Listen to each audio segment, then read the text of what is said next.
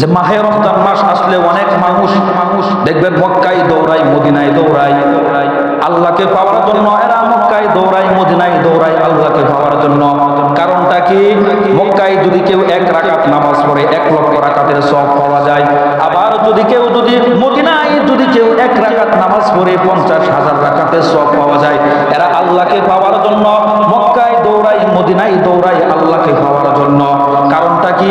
রমজান মাসে যদি মক্কা মদিনার মধ্যে যদি একটা সেজদা দিতে পারে হাজার হাজার অসংখ্য অগণিত সওয়াব পাওয়া যায়। কিন্তু আমার দেশের অনেক মানুষ দেখবেন সারাদিন কষ্ট করে রোজা রাখে, সারাদিন রোজা রাখে, কিন্তু ইফতারির সময় সামান্য কয়টা মুড়ি দিয়া 1 গ্লাস পানি দিয়া সারাদিন রোজা রেখে তারা ইফতার করে। সেহরির টাইমে আলুর ভর্তা ডাল দিয়া কষ্ট করে তারা ইফতার করে রোজা রাখে। আর আমার দেশের মানুষ এরা মক্কায় দৌড়ায়, মদিনায় দৌড়ায় আল্লাহকে পাওয়ার জন্য। আল্লাহকে পাওয়ার জন্য মক্কায় দৌড়ায়, মদিনায় দৌড়ায়। আর আমার দেশের গরিব মানুষগুলা না খেয়ে ইফতার করে, না করে রোজা রাখে। এরা আল্লাহকে পাওয়ার জন্য মক্কায় দৌড়ায়, মদিনায় দৌড়ায়। যদি এগুলা না কইরা যদি আল্লাহর বান্দাদেরকে রমজান মাসে ঘরে ঘরে যদি খাবার পৌঁছায় দিত, আল্লাহর কসম করে বলি আল্লাহকে পাওয়ার জন্য মক্কা মদিনায় দৌড়ানোর প্রয়োজন হইতো না। গরিব মানুষের মুখে খাবার উঠাইয়া দিলে আল্লাহকে অটোমেটিক ভাবে পাওয়া যাইত। এই জন্যই আল্লাহ রব্বুল আলামিন কিয়ামতের দিন প্রশ্ন করবেন যে দুনিয়ার মধ্যে আমি ক্ষুধার্ত ছিলাম, আমাকে খানা খাওয়াইছো কিনা? দুনিয়ার মধ্যে আমি বিপদগ্রস্ত ছিলাম, আমাকে খানা খাওয়াইছো কিনা? দুনিয়ার মধ্যে আমি অভাব ছিলাম, ঠিক মতো ইফতার করতে পারি নাই, 1 গ্লাস পানি খেয়ে আমি রোজা রেখেছি, আমাকে খানা খাওয়াইছো কিনা?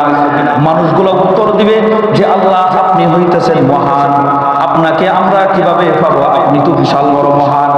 আল্লাহ পাক রব্বুল আলামিন তাদের উত্তরে বলবে আজকে যদি তোমরা দুনিয়ার মধ্যে যদি গরিব মানুষগুলাকে যদি তোমরা খানা খাওয়াইতা, গরিব মানুষগুলাকে যদি তোমরা সহযোগিতা করতা, তাহলে তোমরা অটোমেটিক ভাবে আমি আল্লাহকে তোমরা পাওয়া যাইতা। এই জন্যই রাসূল সাল্লাল্লাহু আলাইহি ওয়াসাল্লাম যখন কোন খাবার সামনে উপস্থিত হতেন আগে প্রতিবেশীর খবর দিতেন যে আমার ভাই গরিব আগে খানা খাইছে কিনা। যদি আমার ভাই গরিব যদি আগে খানা খায় তাহলে আমি খানা খাবো, আর যদি আমার প্রতিবেশী যদি উপাস থাকে আমি রাসূল খানা খাইব না।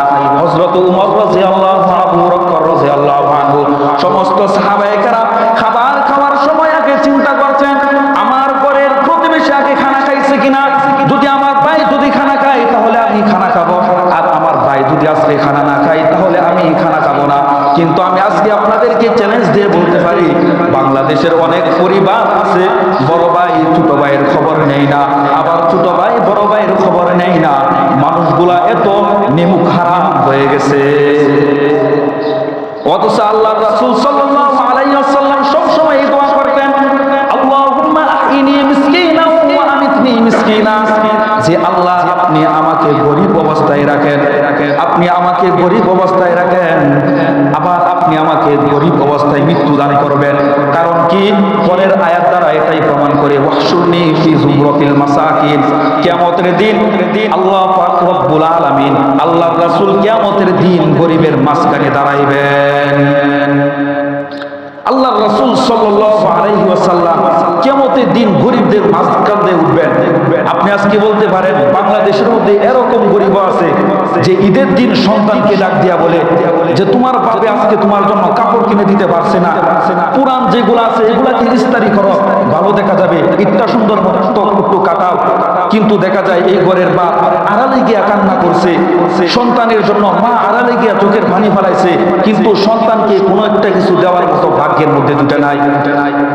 কিয়ামতের দিন এই জন্যই আল্লাহর রাসূল বলেন কিয়ামতের দিন আল্লাহর রাসূল সাল্লাল্লাহু আলাইহি ওয়াসাল্লাম গরিবদের মাঝখানে দাঁড়াবেন, আর গরিবদেরকে আল্লাহ পাক রব্বুল আলামিন ডাক দিবেন ইতু ইলাল হিসাব, হিসাব নিয়ে আসো।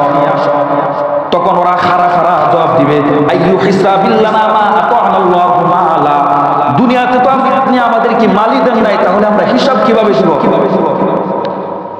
আল্লাহ পাক রব্বুল আলামিন ফেরেশতাদেরকে ডাক দিয়ে বলেন মালাইকাতি ও আমার ফেরেশতারা গরিবের দল এরা কি বলতেছে। তখন ফেরেশতারা বলবে আইয়ু হিসাবিল্লানা মা আতানাল্লাহু মালা, আপনি বলি দুনিয়াতে এদের কি মালি দেন নাই, যেই কারণে এরা আজকে খাড়া খাড়া জবাব দিতেছে। আল্লাহ ডাক দেয়া বলবে মালাইকাতে আমার ফেরেশতারা শুই না যাও। ফেরেশতারা যখন আসবে তখন আল্লাহ পাক রব্বুল আলামিন ফেরেশতাদের কানে কানে বইলা দিবে, ও যাও আমি যেরকম ভাবে তোমাদেরকে বইলা দিতেছি তুমি ওই গরিব মানুষগুলার কানে কানে গিয়া বইলা দেও, ইনতালিকু ইলাল জান্নাতি বিগাইরি হিসাব ওয়ালা কিতাব। যাও, এদের কোনো হিসাবও নাই, কোনো কিতাবও নাই, আজকে সরাসরি ওরা সব জান্নাতে চলে যাইবে।